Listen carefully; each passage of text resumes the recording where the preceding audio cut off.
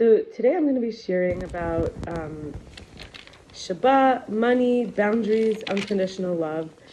And so I went to this Shabbat services from a community in Manhattan called Romemu. They're like Jewish renewal. So they're not exactly Reform, they're not exactly Hasidic, but it's kind of like renewed, making it in a new way. And that was actually one of my first bridges into being a Jewish observant person. I had been very interested in other pathways of spirituality. So service, to serve. So customer service, people get paid for it, right? Worshipping Hashem, we get paid in other ways, worshipping God. So the services at Romemu, I thought about how I'm grateful for the chance to grow. I'm grateful to be a channel of healing. I'm grateful to have the capacity for love. I'm grateful to believe that divinity is liberative and soothing, reassuring, freeing, and comforting. I can be a holy rascal using chutzpah.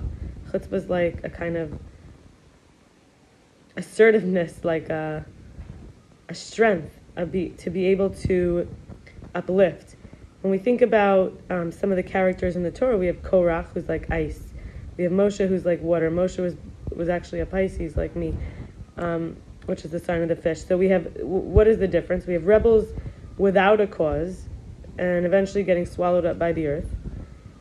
The seeds are already pleasant. They could bloom when the conditions are right, appropriate for growth to occur. Like it says during the time of Mashiach, Korach will be able to be the high priest he always wanted to be.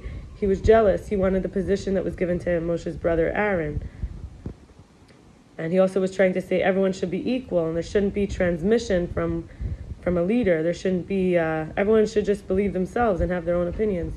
So actually, vitality through death is when, in this case, it's like being able to oppose without being against.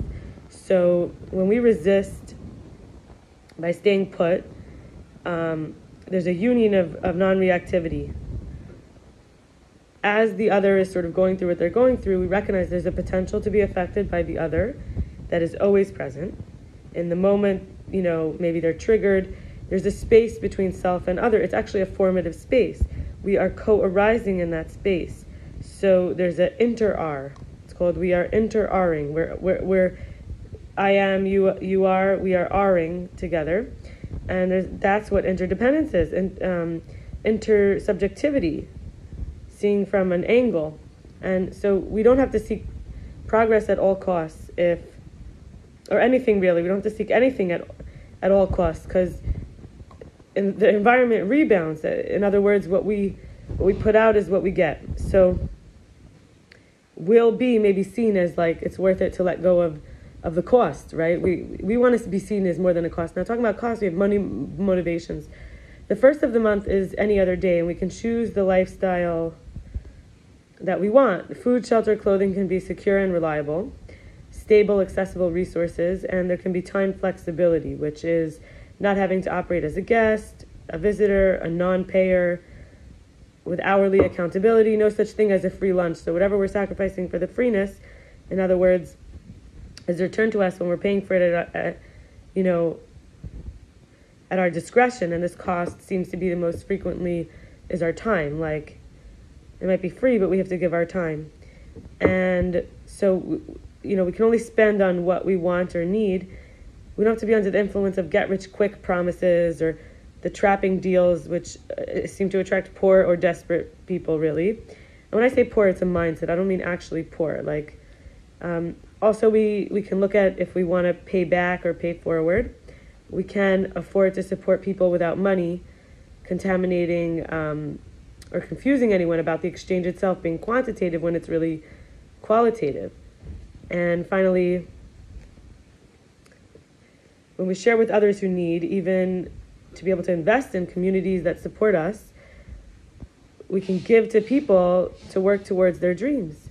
And this allows us the opportunity to invest in other people who we believe in. And actually, we're sort of investing in ourselves through them, through the world that we want to come into being. So we can pay for people to serve God, really, by making the world a better place. And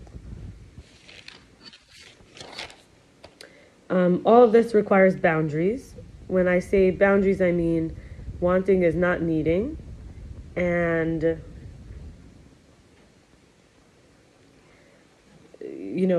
wanted is not to be wanted is not the same thing as being needed, and being needy is not the same thing as to want.